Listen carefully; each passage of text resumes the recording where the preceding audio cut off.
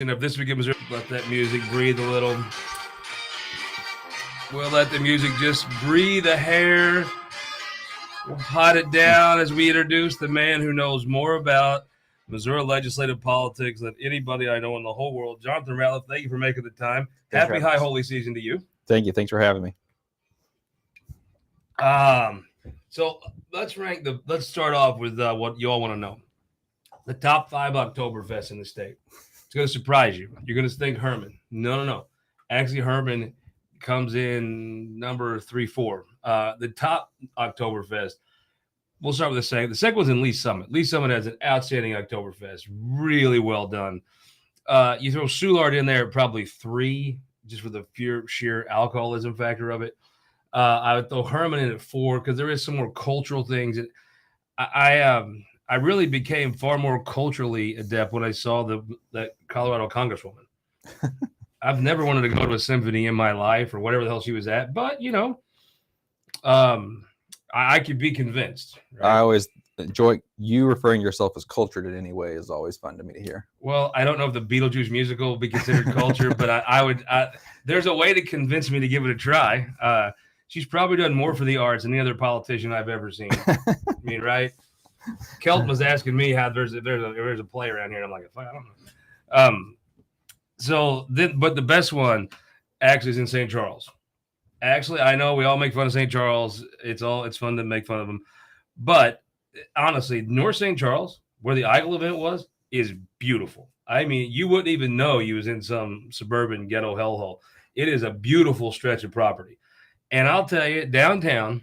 I love the downtown St. Charles, and their Oktoberfest at Frontier Park, perfect. You can actually take the kids in the day, then they run the kids off, which is always the right Christian thing to do. And then it's outstanding. It's 10 on 10. It's huge. I'm telling you, this weekend, make your plans now. Slide over to the Oktoberfest St. Charles. I'll be there Friday night. We're going to tap the cake. It's going to be a lot of fun. Before we do that, we got to talk a little legislative politics. Okay, if you and I are just sitting talking, a lot of I do this tip sheet, and a lot of that time is spent calling Ratliff and saying, hey, what do you think about X or Y? Let's just do that live here. So, what's the top Senate primary in the state? Senate primary, it depends. So, open versus target, I think that. Well, let's just separate these. So, you got a Boone County race. Going to be tough. On the for the Republicans. On the general side for the Senate, I don't think we're in it. So, I think if you look at Rizzo's seat, the minority leader. Could the Democrats screw up Weber and make him spend his money?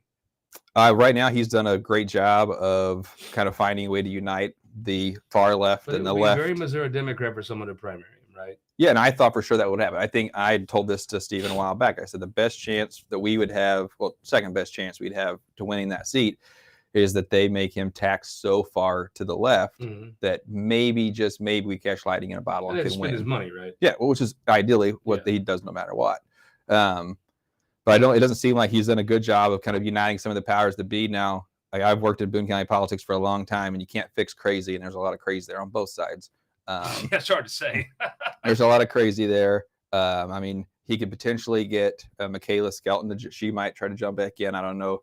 She's a pansexual today or some new sexual tomorrow. He is a white, heterosexual, male Christian, and that is not in vogue in the Democrat Party right now. I think we know Weber spent time. He was an elected official. Spent some time. He's an activist now, and so he kind of can pull off that a little bit. He's got a war record that's legit. Yeah, I think he's got. I care about University of Missouri, and I told this to him before. I hope he doesn't. Speaking of, how about Truman? I mean, it's a great game. 61-yard kick. My God, the thicker kicker. I'm telling you. Yeah, it was great. So I think there's a decent shot. That seat's probably going to go the other way. So should they have stormed the field? Oh yeah, that's totally worth $100,000. Yeah, but I mean, if Kansas beats you, do they storm the field? Oh yeah, I mean, Kansas probably couldn't climb over. That's a big hill. That fence, that gate, there's a big hill for Kansas people. I've never been to Kansas State. I'm not even sure where it is, to be honest with you. I just thought when they charged the field, I'm like, I wonder. Roles reversed. It felt like maybe they weren't a big enough deal to. If you beat Georgia, I think it was storm the field. It was the first time we beat a ranked team since 10 maybe or so. It's been a while. Okay, so the ranked thing is the ranked things where you hang your hat on. Yeah, they're a ranked team. Okay. We beat them. No one going into it. No one thought we were going to win that that maybe even Underdogs, nobody. for sure, Yeah, yeah. and then we won, right? I'm not saying that Drinkwitz is Coach Prime, but I mean it's a good moment for him for sure. I mean, wow, Colorado, holy Yeah. that's Almost the reverse on that That was one. like the move. I mean, they hired him. Okay, so Boone County is right now. The Democrats could get in their own way, but if they don't, it's going to be a hard slog. Yeah. So unless Who's I going can to run on the Republic? I assume somebody runs, right? well, I was going to say, unless I can convince Coach Pinkel to become a Republican and run, I don't. Or I think he is a Republican, but to get him to announce and run, I'm not sure I can pull that one off.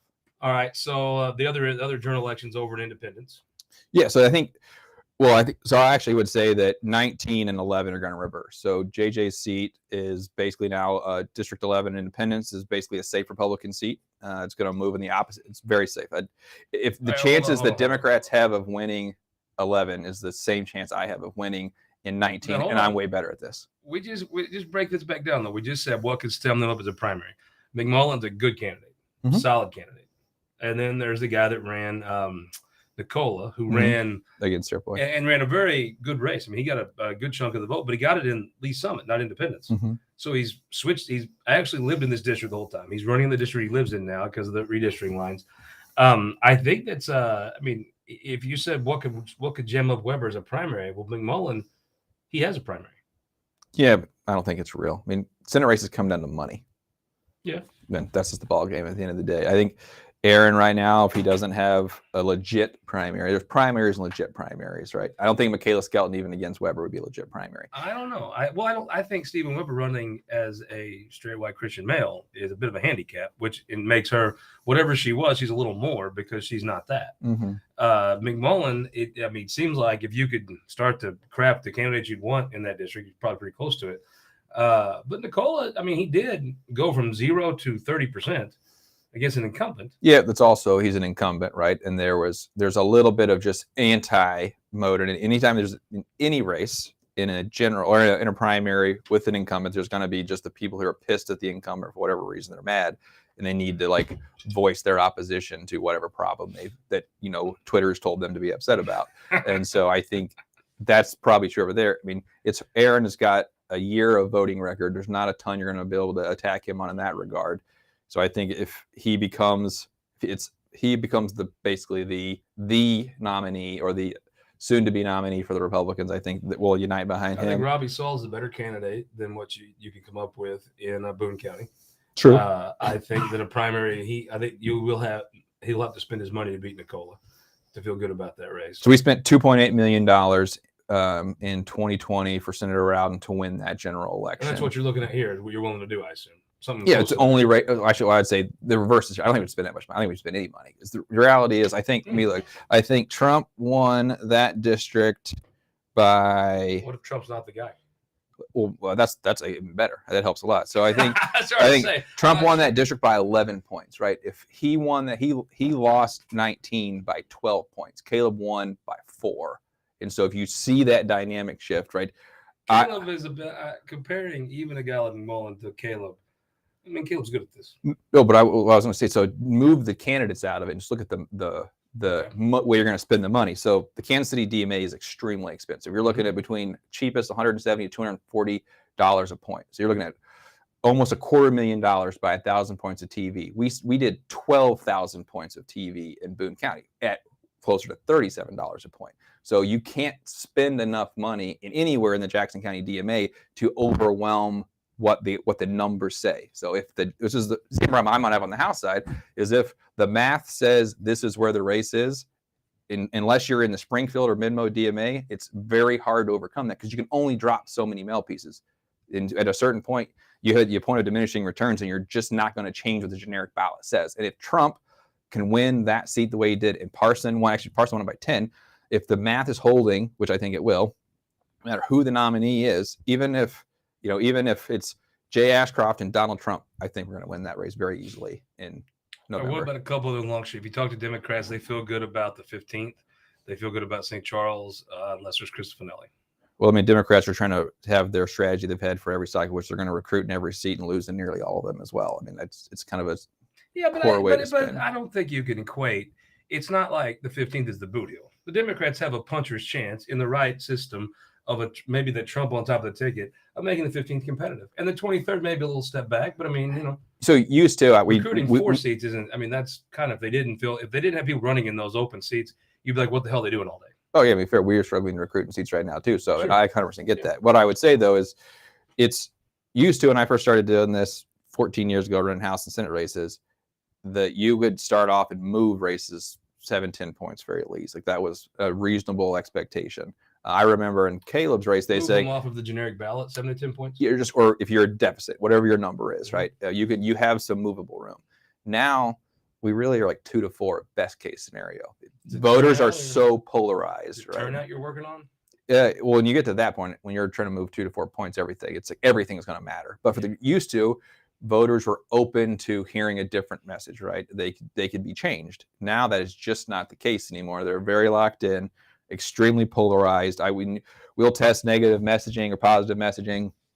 Last couple cycles, the more negative things I would test that you could clearly tell at a partisan lean, the more it wouldn't. Like I would say, I'd start off down 4. I would say something kind of negative partisan about my opponent, and they would actually go up another point and set the other direction. So we are becoming extremely polarized. So therefore, it's very difficult to win these races that lean the other direction on us. And that's why, I mean, not we're kind of on the Senate races still, but if you look at the House races last cycle, there were 30 seats that I view as competitive of all the House races in the state.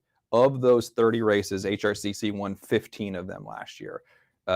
Senator Schmidt won 2. He wins the state by 13 points, but yet he only wins 2 of our 30 competitive races, of which we won 15. And if you take a sum total of 1,000 votes, we would go from the 111 seat majority we have right now to 117. Just 1,000 votes sum total for all those seats. 1,000 votes flips us all the way to 117. So it shows that these races. You want to make John Patterson's life miserable. Yeah, these races are extremely competitive. I mean, we won and lost seats by 34 votes. So they're very close, which when you get to that level, everything matters. And so it comes down to resources, how often we spend, when we start spending, the early votes that matter, everything matters. And so that's the world you can work in. But these Senate races, if you look at most of them, they're either +7 or +8 one way or +7 or +8 the other way. They're just outside the margin of that 2 to 4. Where would you put the 15th at? I think it's lean Republican. I would. It's not +8, right? No, it still means 5. It depends. So 15 right now is actually it's +8. It's plus. Is it +8 with Trump on the ballot?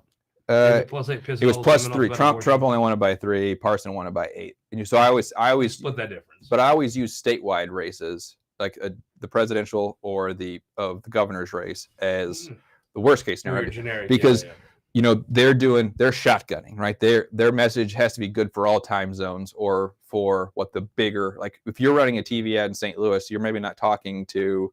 If you're a Republican, you're not talking to Kirkwood or Webster Groves. You're trying to talk to Wildwood or Chesterfield or something. Or really, you're talking to Jeffco and St. Francis County, whatever. So is there a way that you would get a weaker candidate in the 23rd or the 15th? The Democrats could take those seats with a strong candidate? It would have to be a really, really weak Republican, and even that is highly unlikely. It's the used to, that was a different case. To be fair, I think I made my bread and butter on winning seats I wasn't supposed to win. I don't think that it's much harder to do now because everyone is so extremely polarized. If the data says you're not going to win, you're probably not going to win. If you switched hats and you were going to spend, you're going to spend in independence, just like you are. You probably assume you don't spend much in Columbia. If you're going to pick to put money in the 15th or 23rd, which one would you pick? Let's say the Republicans don't nominate their strongest candidates. So I would not do either of those things. What I would do instead is, so right now the Republicans have 24 seats. I think it's highly unlikely that number changes. I think we are the first and the 17th are the only truly competitive districts. And I think they lean the other direction. They lean the Democrat side. So my argument is look at 24 last time. Republicans, the 24th district was a long shot. You talk to the crowd, you go to Coffee Zone or walking around, I'm sure here at your events, no one had a problem with Tracy. Everyone thought she was great. It was hard to raise money. But we recruited. Yeah, it's kind of good for all time zones. Had some votes we tried to use. We threw every dollar we had because that was the only race that was truly competitive that we could make competitive last cycle. be fair, if the Democrats were smart, they would have recruited someone against Lincoln in the 30th to make us spend our money there and not waste any money on the 24th, but they didn't do that. And so if you look over now at the 17th and the 1st, those are the seats that we could compete in.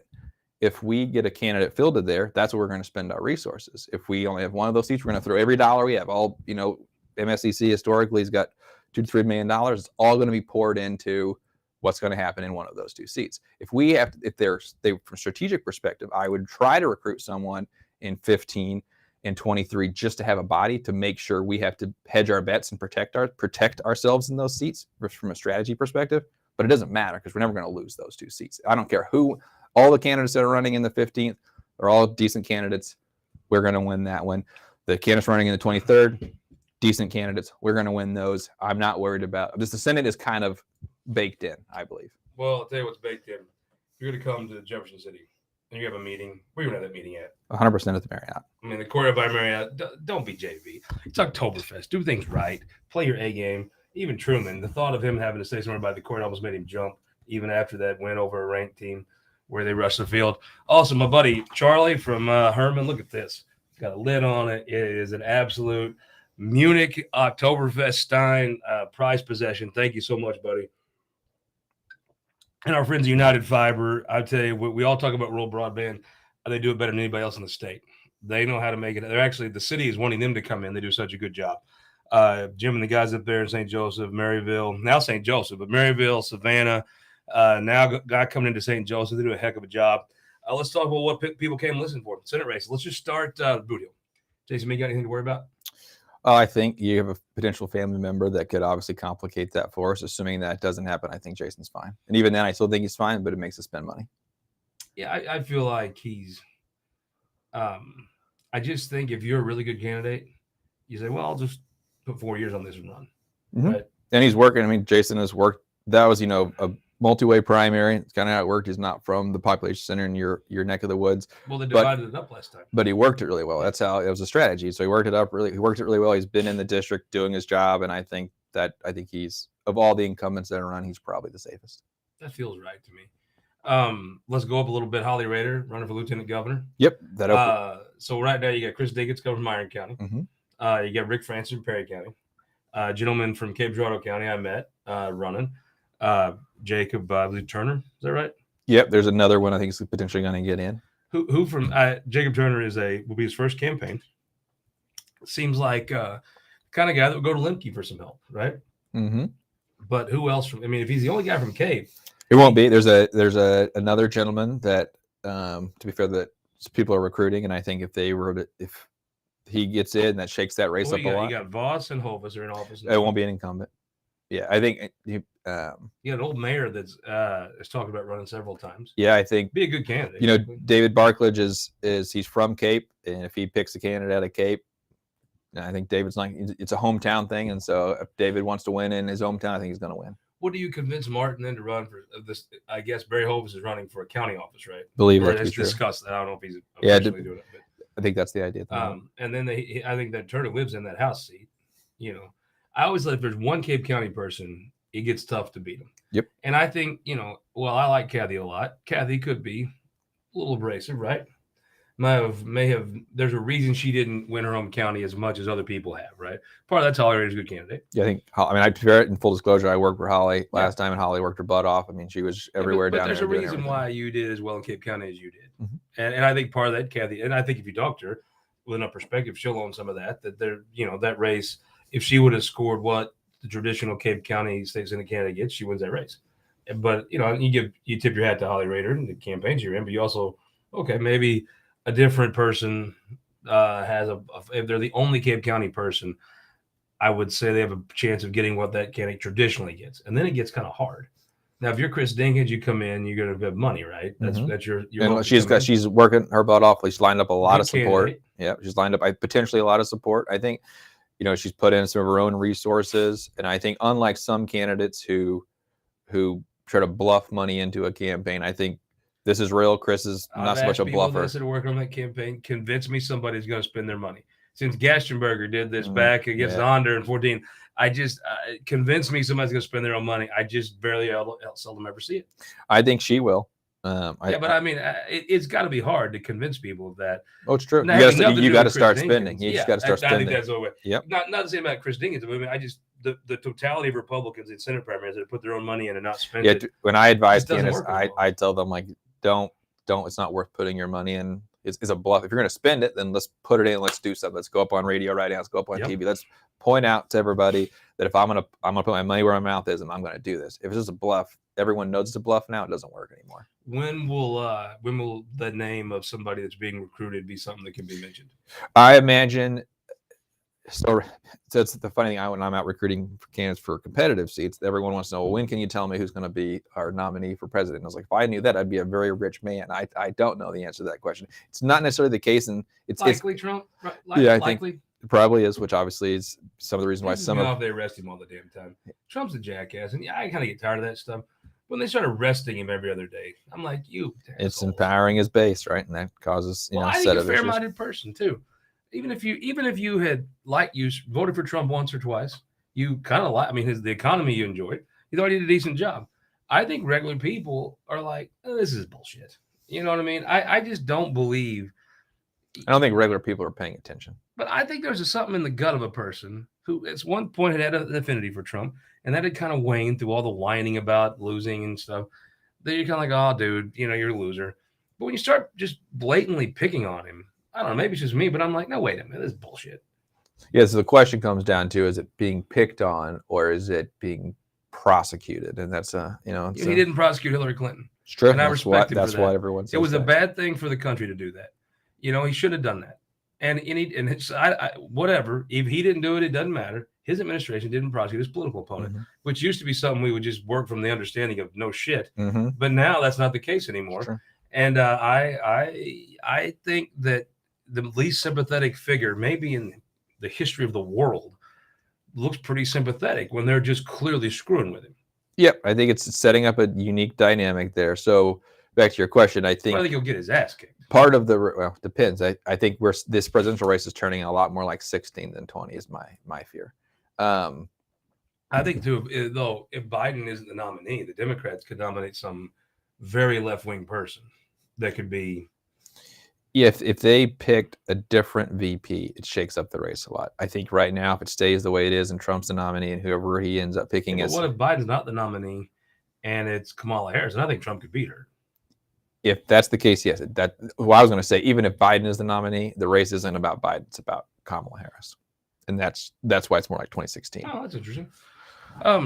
So back to the primary for the candidate and down in 27. I think it depends on right now. Everyone wants to know who these different nominees are, and so who's going to be the person. Because why would it matter in a primary? Because the people that we often try to recruit, the ones that used to serve in the Missouri Senate, not maybe necessarily some of the people who serve in the Missouri Senate these days, but who used to serve in the Missouri Senate were the leaders of their community, and they look at our political dynamics today and go like, why do I want to be a part of that? And that's someone recruiting for 14 years now. My biggest challenge is getting those types of people, like, again, true leaders in the community, people that are you used to saying, yeah, I trust what you think about this. They're like, why do I want to put myself through this now? Because this dynamic, our politics is broken in some of these situations. That's a pretty rational take on that. Let's go up Elaine Gannon. She looks to me as though she's running. I think she is. And I think if she runs, she wins. I agree. Every incumbent is going to get harassed, but I'd say she wins. Now let's talk about Carl Esslinger. Yep. The redistricting folks threw her Branson and Stone County in. Taney County is half Missouri and half retirees from the suburbs that are crazier than pet coons. That's where I grew up, so I know it's a different dynamic down there. Pet coons. I think that is more of a recent thing. The lake's always been nuts. Like, there's always crazy people at the Lake of the Ozarks. But the Branson community seems like the last 10, 15 years has really seen that influx of retirees on the lake there. And, of course, that means suburban people moving to your players like termites. They're nuts. So Brad Hudson ran against her state rep. If you're Brad Hudson, what is your message? I think Brad in the caucus is, he's a good conservative guy. He's been always great to us at HRCC and in the caucus, never had a problem there. He's a genuinely good person. I think that the reality is taking on incumbent is very challenging, even if it's a new district.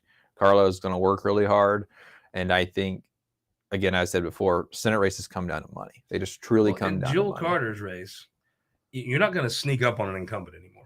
Nope. I mean, when Jill Carter defeated an incumbent, to me, that was the end of people sitting back and taking it easy. I even think the fact that she was polling as high as she was probably kicked guys like Sirpoy into gear to put a little extra effort in to make sure that they were good. I think we're going to start spending money earlier now overall. Yeah. As a party as a whole, we're going to start spending money earlier and doing more of that. And I think that's going to change the dynamic of some of these races. I think Carla knows that, and I work for Carla too. But I think that campaign, or at least for the part, not the Kansas side, but the PAC side, I think we're probably going to start defining that race pretty quick to protect the incumbent. I think there's a lot of people here in Jeff City that like what the senator has been doing, is going to continue to support. I have no problem with Representative Hudson, but they like the senator and are going to stick with the senator. Mike Boone's race, I'm sure there'll be some folks coming from. We have a candidate there, great candidate. I think that jumps in there, and I worked for Mike in his very first state rep race. I was out knocking doors, getting eaten by little chihuahuas. And it was a little tighter than folks thought, right? That race tightened up a little. We won by 20. But you were sweating a little bit. Oh yeah, the last time, so 2006, that race had been in another special, and it was the first time that the same Democrat had won that seat in 2006 in a special. Specials suck. They're always terrible. You got to get people motivated to go out and vote. I hate specials. They're the worst elections ever. And so we went down in a very safe Republican district. Now, to be fair, in 2008, HRCC spent significant resources to win a Lawrence County seat, which seems ridiculous. But to win, be fair, we spent a lot of money in 10 too to win seats now that I wouldn't think twice about. Yeah. By point going back to earlier, our politics has changed so much in this state. But we spent a chunk of money down there, and then I helped Mike. I think Mike is, and or at least was, a genuinely good person. Yeah. I think maybe our dynamics have shifted a little bit now. So the St. Louis boys are coming down to find him an opponent, right? I think the Springfield people it's Christian County's in that district now. It's a completely different district. Yeah. I think that, unlike Taney and Stone, Christian is I think it's almost 70% of that district now. That's completely shakes that dynamic. Christian County's just blown up, hasn't it? Yeah, all the people are leaving Greene County and moving into Christian. The development Christian County is amazing. So that district isn't I think it's going to be a competitive race. I think there'll be a lot of resources spent there. When will be the time? When will WashU unveil their candidate? I don't think it'll be a WashU candidate. Well, these reports they file about where the money comes from kind of feels like it's going to be a WashU candidate. I think there was supposed to be a lot of WashU candidates last year, and I'm not sure, based off someone who was supposed to get a lot of that money. I think Mike Boone holds a special place in the St. Louisans' heart of hatred. I think this cycle, I would anticipate October is going to be a month of announcements for a lot of people up and down. For me, I consider October is going to be like hell month at this point, because it's going to be just nonstop. The candidates overthink this. Oh, I want to announce early in the quarter, so my fundraising or whatever. Everyone's like, you're overthinking this. This is when does your family free? When is your church free? When it comes to like filing a committee, that makes some sense. When announcement doesn't matter as much, I think at this point it's more about if you're a candidate perspective, you've got October as a month to work, and you get the first week-ish, 10 days so far of beginning of November, and then people go into holiday mode. Then you maybe have 5 days at the beginning of December at max, and then people go back in holiday mode again. But at holiday mode, I mean, if you're Carl Esslinger and you're at the Branson Chamber Christmas party, and then the Yakov Smirnoff Christmas party, and then the Mel Tillis Christmas, I mean, to me, Mel Tillis is dead. That'd be a crazy Christmas party. It'd be like a Halloween party. Yeah. Yeah, that'd be pretty dope. But I mean, you go to all that stuff. I mean, it's sort of campaign mode, right? I mean, it's things that people seeing you there is nice. But you launched a campaign in a month ago, you got you got to prove to voters and to the lobbyist class, the donor class, that you're working. I'm out working. Yep. Whereas if you announce in October, I've only got to work for a few months, and then I can go back into holiday mode before a session starts, right? So it's from a strategic perspective and managing a candidate's time and a candidate's energy. When you announce later, especially if you're fundraising, it sets it up a nice pace. Is it harder to beat an incumbent as a House member? I mean, Jill Carter ran against Bill White. She had a totally clean slate. Whatever the issues were, she could be there.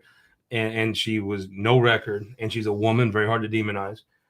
It feels like the Hudson Esslinger race, a lot of that's flipped. He's got the same record she does. He's voted for a lot more stuff.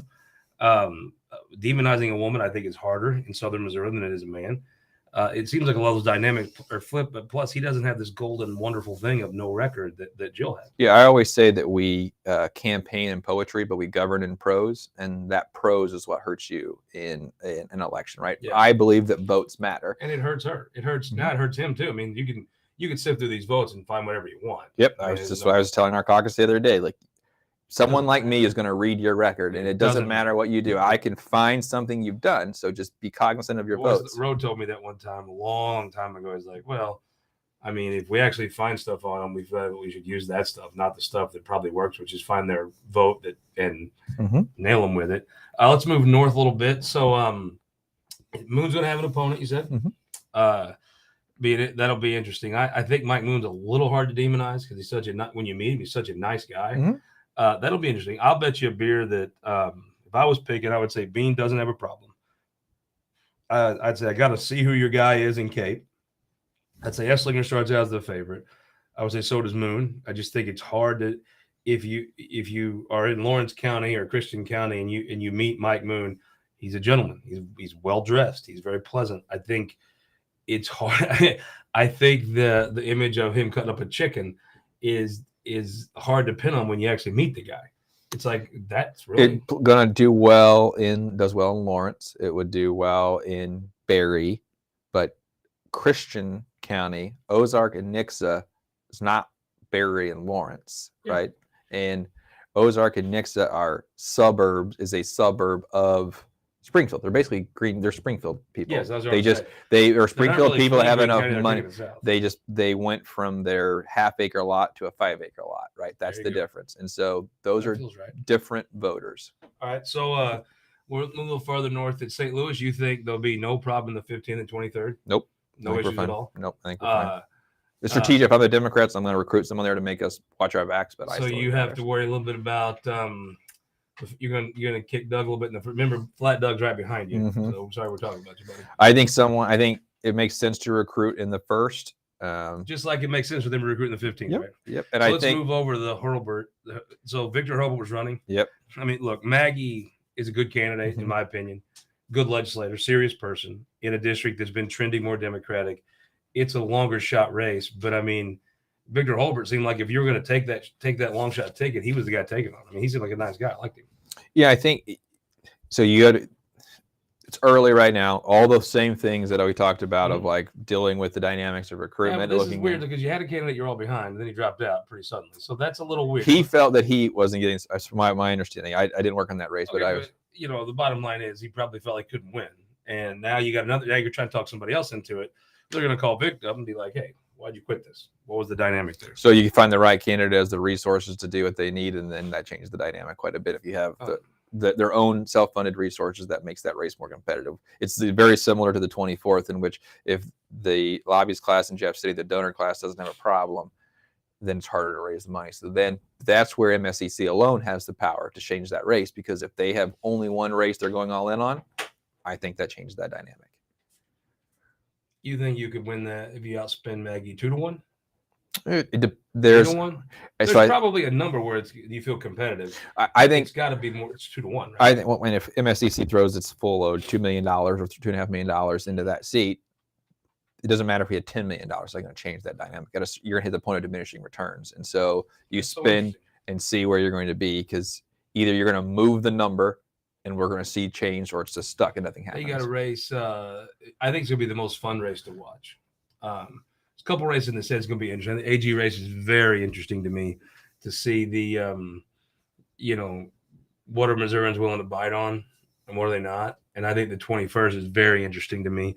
But before we do that, we got another. It looks like if you'd have asked me, can you beat Rick Bratton, I'd have said no. Then you asked me if you could beat Rick Bratton if you have Dan Howks, I'd say, well, maybe, but probably not. Then if you ask me if you beat Rick Bratton, you have Mike Hafner and Dan Howks, I'm like, well, now you've put the ingredients in the pot now that could be real. Is that? I mean, that feels like I it's think an actual race. So think of Johnson County. So you got in that district, you got Johnson County, Bates County, Cass County. Johnson County 35 has had their own senator for Pierce was from Johnson, Denny's from Johnson. Stouffer was senator before that, was he? He was from Saline, yeah. So he had part of it there, yeah. And so I think Johnson County is similar to Cass. They're used to being like, I'm supposed to be in charge. Like, we are the power of this district. And I think especially Johnson is very parochial. They want the Johnson County candidate to win. The Helps family founded the damn town. Yeah, the Bank of Warrensburg. They got the Garden of Eden there, where he had his kickoff event. Got a street named after. Yeah, he is Johnson County. So you like that? He gets 70% of Johnson County or more. He crushes that in. Then you go over. Bates County is a jump ball, but I think he could do well. Have that dynamic with Not a ton of votes, right? No, not. But that's the margin thing. It all comes down to it, right? So I think you do well over there. And then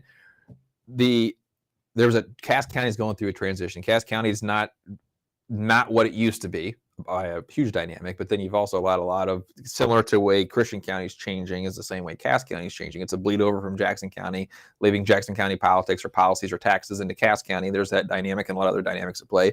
And then there was the congressional race that really shook things up over there. We saw 4 years ago when Bondin was running, how that kind of started to see the old guard and this kind of new whatever guard that was being created. And now I think it's been split 4 ways. So you had some of the strongest supporters of Senator Bratton last time were big supporters of Congressman Alford.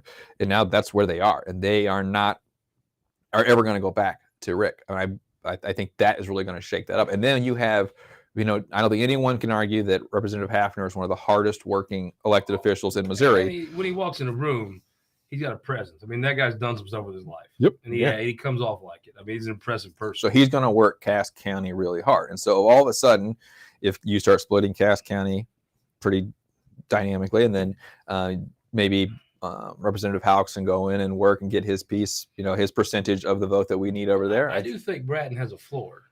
He's the favorite still. It's where the money comes. Again, I still believe races come down to money. Well, you get the trial lawyers. He had his road to Damascus moment with trial lawyers. Mm-hmm. He's been very loyal to them. I have no reason that they wouldn't be loyal to him in return. But there's an issue there of this landfill. Mm-hmm. Now, I get more messages.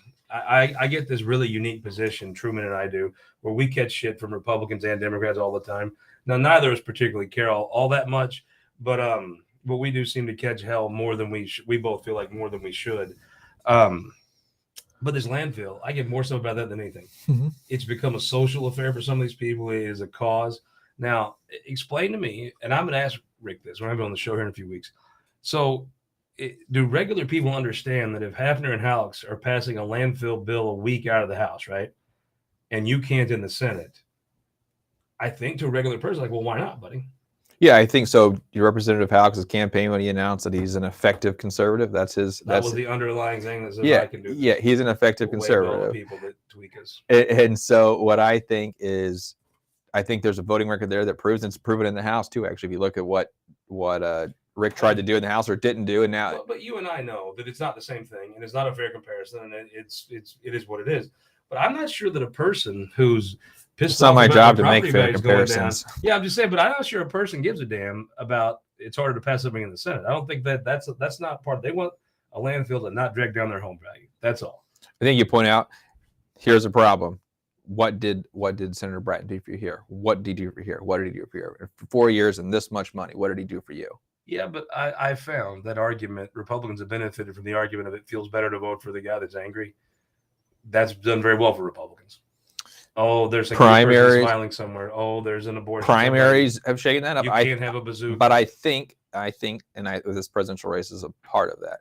I think that there is a group out there of voters who are tired of people who are focused more on tweeting than doing. And I think that group, the tweeters that are going to exist in the world, the people who actually do the governing in the state of Missouri are never going to win those people over. And we've just accepted that dynamic.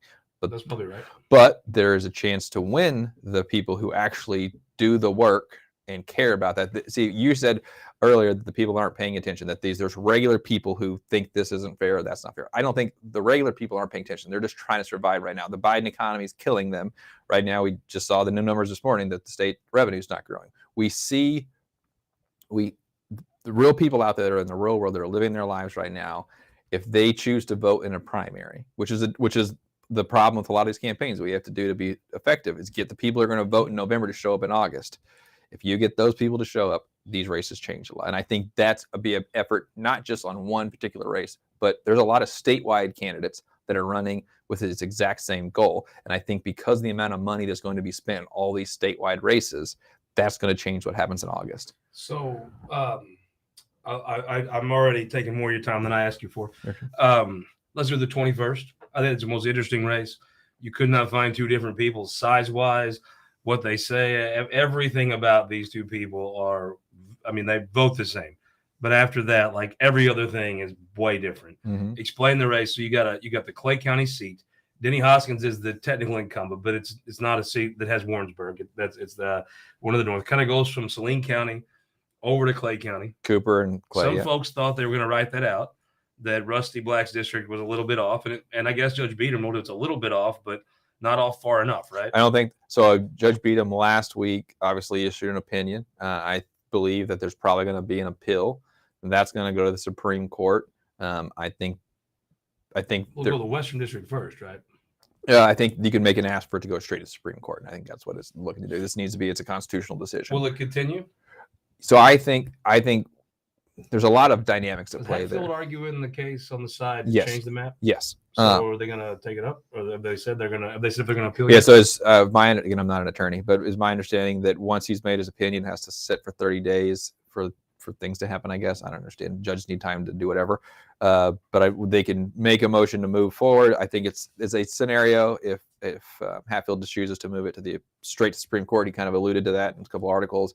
This needs to be decided by the Supreme Court because it's a constitutional decision.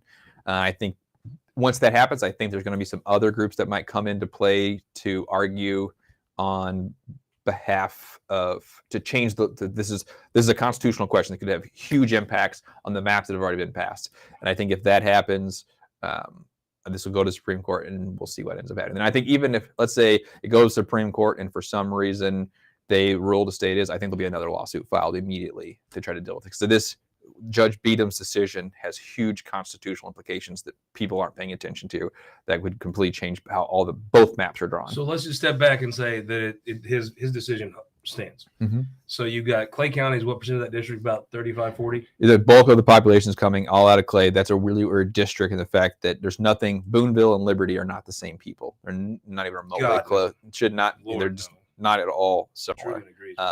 It's a step further as I think to you got a favorite in that race, don't you? Yeah, I think he does. Yeah, exactly.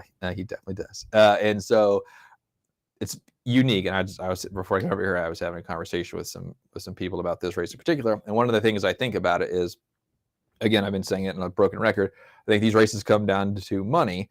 But the thing about that district, it's got a little bit of the Columbia DMA in it, not enough to worth spending any money there. It's primarily the Kansas City DMA. And so I don't. Again, he's looking to get $170, $240 a point, depending on, and by that time, I think the governor's race alone is probably going to have $16 million spent in it. It just goes back to what you want, right? I mean, you want somebody that is a farmer. In that part, big grown-up man. But do you want it in Liberty? If you're a suburban, you want somebody that's mad and fights more about social issues and stuff, and it's just who you want. And now, historically, Republicans, I think, have chosen we'd rather be mad at gay people than build a highway. And I think that doesn't bode well for Curtis Gregory.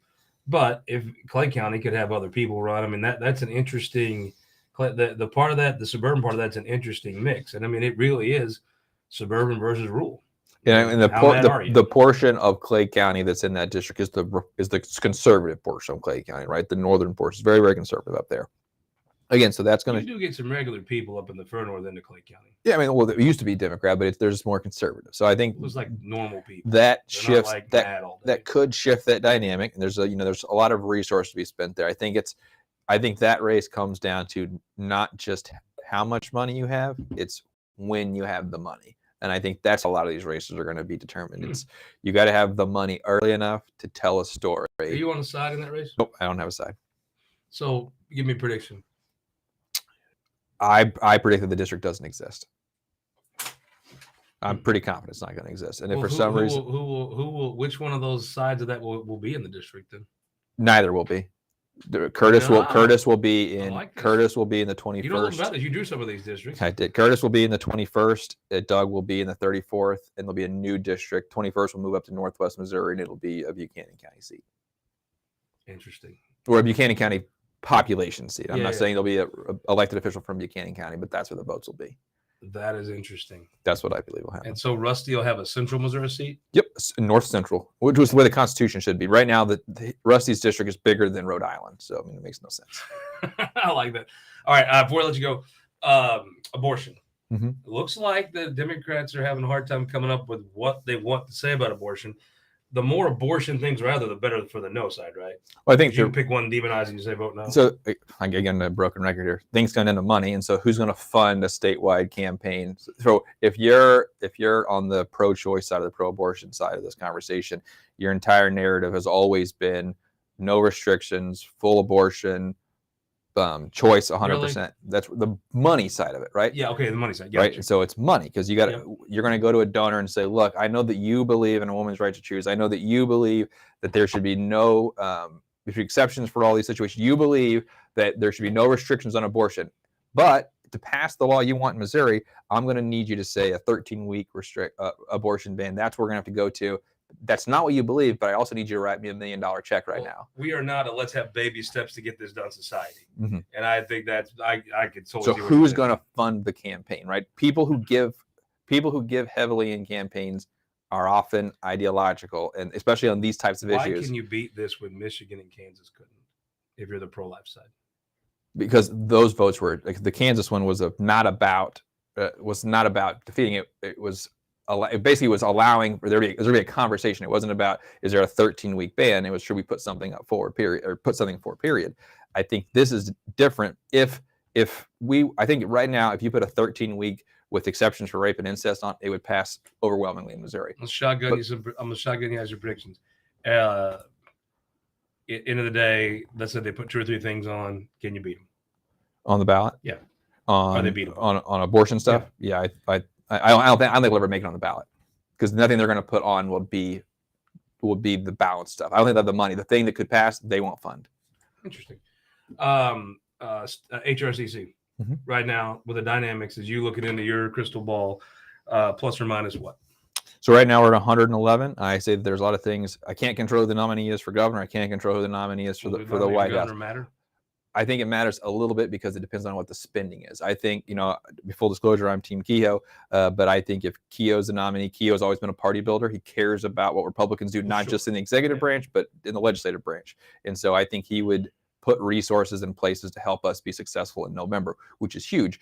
But again, back to the Senate race last year, Senator Schmidt didn't need to win the areas that I needed to win. He was outspent 8-1 in certain markets. When that happens, HRCC can never spend enough money to be the loudest voice in some of those rooms. And so if the top of the ticket isn't helping us have a conversation, it's harder for me to win some of those competitive seats. And I don't fault Senator Schmidt at all. He didn't need to. He's going to win by 13 points. And think who you can see now.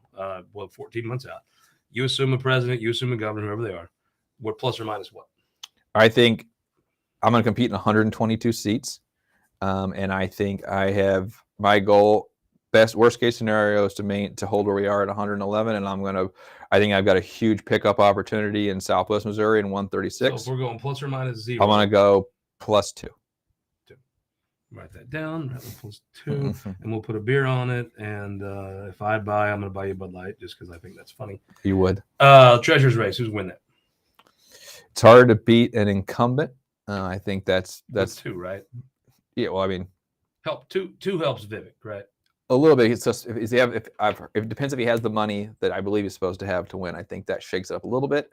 I still think there's some dynamics at play there that will make that race unique. I don't know that the powers that be, the candidates that are in the race currently are going to do enough. I will say that Senator Koenig is a hard grassroots working guy, but you can't knock. There's a lot of doors in the state of Missouri, so I'm not sure you're going to pull that off. Although I did hear that he was in Jeff City, or someone on his behalf was hitting doors in Jeff City not too long ago, so I guess that's interesting. So the statewide race is 1,000 points of TV. There's a media buy statewide between 700 and doors in the state Senate race in the suburbs right now. Does anybody remember that a year from now? it's the little things that matter. On a competitive race, I think it does matter because Okay. you're just trying. It's the slow bleed. It's like do I drop a mail a month out or 3 months out? Am I knocking doors early? Am I having it? I'm reminding. It's all about the number of contacts, right? If in sales, it's how many times they have to say no before they'll say yes once. It's the same concept on doors in my mind. Secretary of State's race, Denny Hoskins running, Shane Schuler. Yep, I think there'll be an announcement. I think there'll be an announcement on the 24th of October. That doesn't sound like a guess. Yeah. How much will he on January 15th when we're all freezing here? What will his ethics report say on hand? What I would say is I think there's. Talk about Caleb Rowden, by the way. Yeah, I think there are some pretty significant commitments out there. I think you owe Caleb quite a bit, buddy. I mean, I'll be honest with you. They could have gutted that place. Sure, true. He knows. Senator Schaefer and Senator Rowden have done a lot for the University of Missouri. What's that report say on the 15th of January?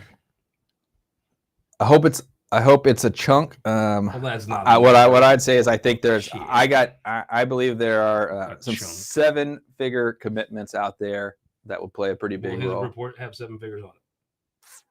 Maybe. I can't say that for sure. Okay. Lieutenant Governor, Dean Plocker running? Yep. Holly I think it'll be. I would check for an announcement October 11th. This doesn't sound like these are guesses. This is why I told you I wasn't just kissing his ass. I was building this up the right way. AG race, one of the most interesting races you can find. Is Bailey being tough enough right now? I think it's the races that the AG's race over the last few cycles have changed dramatically from a Chris Koster Jay Nixon, a Chris Koster Attorney General to a Josh Holly Eric Schmidt Attorney General, and I think you have a legitimate war hero who's doing the job, prosecutor experience, real experience. He's got Chris Koster level experience. Yeah. Then you got Will Sharf, who genius. I think to say Will Sharf is a genius is just accurate. But his backstory is not as good. He from the East Coast, went to Harvard, where you're the kicker, and Bailey went to your place, bud. But he's got tons and tons of money from outside. I mean, and you've said we're told there's a ton of money from the outside. My gut tells me there's money, probably money to which Andrew could never have the money advantage. How much money does he need to win that race? Let's assume he gets outspent 2-1. Where does his number at? I still think. Are you doing work for Andrew? I will work for the PAC. Yeah. And so I think I learned the hard way on Senator Schaefer's AG race how much money from not Missourians comes in to care about an AG race. So your governor's race and your AG race is just spend a ton more. Those two races are the ones that all the money spent in. And I think that Bailey has got a lot. I think the interesting thing that's going to shake up this cycle a lot more than people realize right now and we saw this a little bit last time, is the amount of money that C4s are going to be putting into these races. And it becomes a lot harder for people to track and understand what's happening. And as a consultant, I mean, that's not the world I love to live in. Would Missourians care if they thought New York City was buying their AG's office? They would say they care. But I don't think they care either. They'll say they care, but when it comes to voting, they'll listen to everything that they're told based off these ads, and that's what they're going to move. I agree with that.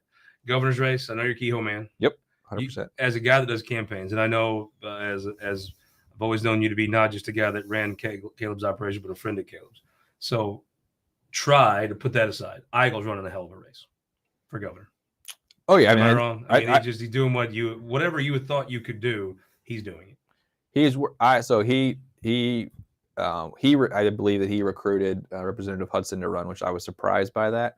I thought he would focus on his own race right now. He needs to focus on that. I don't know, him having another person in the Senate, what does that change? He could win every primary that comes up. It's not going to change the amount of hatred that is going to be expressed towards him in the Missouri Senate. It's not first of all, do you believe he's running for governor? Yeah, I do. I do too. It is not a 0% chance that he his speech that I was at in Osage County a while back. So he's only given that speech once. So he should have recorded it and given that one every time, because I've listened to it a couple other times. It's not nearly as good. The speech he gave in Osage County Lincoln days back at the beginning of the year, if I didn't know who he was, I would say he's the greatest speech. I was like, I'd vote for this guy. Now I know who he actually is, and I would never vote for him. He's the best orator in the party. I mean, he's a big guy. I'm gonna tell you that thing I went to in St. Charles, it's as good of a political as I've ever seen in my life. I mean, there is legitimate buzz. Now I know that we'll argue about where that extrapolates out, but if you're going to have a kickoff, they decided to put effort into that, and damn it, the thing was great. I mean, it was picturesque. If you believe kickoffs matter, he did. I will say. Well, I did believe it shows some competency in your operation. Mm-hmm. You know what I mean? I mean, the guy, if you're telling me, can you get yard signs out? Well, the people that put that event on, yeah, I think they could get a statewide yard sign program implemented. Now, does that matter? I'm not that you. I'm having you on. I think they have a competent operation that can accomplish things.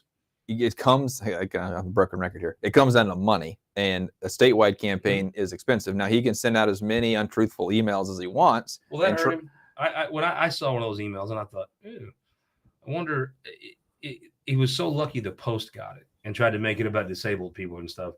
The truth is, there probably is a guy that owns an auto body shop in Lebanon who give $10 because they want to see Donald Trump's bail money paid. Mm-hmm. That might get pissed off if he thought you were snaking him for the $10. And I would imagine there's probably a campaign out there that's going to realize that and make sure that those people are aware of what just happened to them. And I would imagine those campaigns will also have the resources to put up TV ads and radio ads pointing out what was said there and what the Trump campaign said in response to him. I bet all that will come out in a campaign ad at some point. And then Jay Ashcroft's running a campaign like he's winning because he is, right? He's doing something. I'm not sure. Running campaign is the words I'd put together. Well, I'm just saying, Mike Kehoe and Bill Ike have to do a lot more to win this race than Jay Ashcroft does. I don't think anyone. You could take every other candidate combined in the entire state, many of which I represent or have a vested interest in. This is about to be something smart-ass. Being successful. No, actually, this is a compliment to Kehoe. No one in Missouri. All of them combined are working nearly as hard as Mike Kehoe is in doing this campaign. And he's doing all the things. Disagree with that. I do think Eichel's putting effort in. I think the Treasurer folks are. I do think nobody has more people in his phone. He could call them, would pick up on the first ring than Mike Kehoe. True. I mean, those people don't just like Mike Kehoe; they love him. And it is not some Facebook. I'm mad at the same people you're mad at. No. I love that man. And he's building genuine relationships versus social media relationships, I think. And he's going around. A good job converting social media relationships into people that are willing to do things to help him win. And there's a block, as I said earlier, right? There's a block of voters that are going to exist that no matter what, right? They care more about the conversation online than they do about the thing that's actually happening. Who are they voting for, Ashcroft or Eichel? I think right now, if you look at there's some polling. I know Ashcroft keeps citing polls from like 2 months ago or something, but I think more recent polling would show that Ashcroft's numbers are static or tanking. Tanking? Why would they tank? They're going down, right? Because it's the same reason Kinder's numbers were started off here, and then once people start to know other people, when name ID is not the only relevant thing anymore, it starts to go down. I think Eichel is working hard too. What's the floor of John J. Ashcroft's vote in August of next year? What's the floor? I assume he's still going to be in the. I bet he's 24. I would have said 25%. Yeah. I was like, I think you can hit anybody. And it's going to be an interesting campaign. I don't think you can get John J. Ashcroft we both worked polls in August in rural Missouri. Mm-hmm. These are old white folks that remember John Ashcroft and have no negative attached to that. Well, I mean, I remember going to Lincoln Days when he first ran, and I was at many Lincoln Days, unfortunately, this year. And the speech is still the same. I hear an older voter sit down. Isn't it nice of the state to name the Lincoln Days after Lincoln Huff? Exactly. I'm not sure he would do well Lincoln Days. What his idea? They go in and they say, oh, well, he did such a great job as our governor, as our attorney general. I vote for him for this next job too. Why not? Because they don't. This is still the difference, right? Well, I mean, people have lives to lead, right? And the reality is, your picture's not on the ballot next to your name. Give me Kehoe a plus or minus of what he can get. What's the floor of Kehoe? I think 20. No, I think his floor and Jay's floor is about the same. I don't know, floor perspective. The money? Yeah, because they'll get up there. Now the reality is, I think Mike will break away. The difference is of Mike Kehoe. Oh, probably 54%, 51%, 51%. In a three-way? Mm-hmm. That's the ceiling. What's the floor of Bill Eichel? I think he's the lowest floor. I think he's probably at 9 or 12. That's the floor. Okay, I can see 10. I mean, there's no reasons. What's his ceiling? I mean, there's random people that run against Blaine every year that I've never heard of. What's Eichel's ceiling? If I have said repetitively, actually, that I think we should be cognizant of his ability to catch fire. Yeah, I agree with that. And be aware. Like right now, sometimes I think we get too cute by half and play with fire by potentially letting him do too much to beat Ashcroft, right? We need, from a Keogh strategy perspective, I think we got to make sure that those two stay even enough to not be a Fire, so problem. 54 too, right? Wait, I think he has the ability, if he could give the Osage County speech and finds not Missouri money, he can't get enough Missouri money. He can't rob enough old people to get there. But if he got some DC money to want to come in and say, hey, I want you to be. I think he'll have some more Missouri money. The more people believe he's actually running for governor, I do think there's some folks that would cut him a check, but they didn't think he was running for governor. They saw him in Master of Disguise and decided he's this new job now. He always reminds me of the turtle in Master of Disguise. I love the bitterness and hate. As a German during Oktoberfest, Schadenfreude. We really need German words for the human condition. Schadenfreude. This is by Ben Schaub, but it really could be by John Ratliff, who I took more of your time. I always enjoy talking politics with you. I'm going to come back on this +2. I'm going to come back. We ought to put a beard on. Eigel, I think, will do better than folks think. I've been impressed by that campaign operation. I think he's trying hard. It's a long time. It's a long, long, long time until August. I mean, the world's going to change dramatically. I think what happens during legislative session next year could have a big impact on that. You know, there are businessmen and women in St. Louis, Kansas City, Springfield, Columbia, that they go to. If the landfill doesn't pass, probably helps Hafner, right? I don't. It'll pass the House 50 times, right? Yeah, I don't know that will matter enough in the grander scheme of things. I think it's a part of a narrative that will. I would be surprised if I would be. Narrative's ineffective. Isn't it the best thing you could do to show would be set this situation up? And if you're going to call someone ineffective, I mean, if this landfill to assure that they don't pass any more legislation if for this the landfill was in Rusty Black's district, he'd have passed that bill with 30 votes, yeah. Or Jason Beans or whatever. It just if it was in Doug Beck's didn't want it, it would pass with 28 votes. If that's the narrative, I think that's something you can point to. So I would say that, yeah, well, with this, I mean, one of many things that maybe would continue the path that Rick Bratton doesn't do anything for the people of his district. Interesting. It'd be great. That went from a race that I didn't think would be, if it's a three-way race, I think it's a very interesting race to track. I still think Rick Bratton's the favorite going into it. Incumbent should always be the favorite because they're the incumbent. Yeah, but I think it could be interesting. Well, John, I took double the time I asked for. You're good. It is Oktoberfest, so we're just doing a little bit more during this time of year. Everyone, join me Friday at Tap the Keg in St. Charles. I know what you're thinking, St. Charles, but it's actually this is the oasis of great part on Frontier Park. Friday afternoon, we'll be there. Going to be a lot of fun. I have my lederhosen, which I meant to wear today, but I've lost a strap, so heading over to Greta's to see if I get that figured out later. Thank y'all so much. We'll see you Sunday. Scott Fitzpatrick will join us for This Week in Missouri Politics.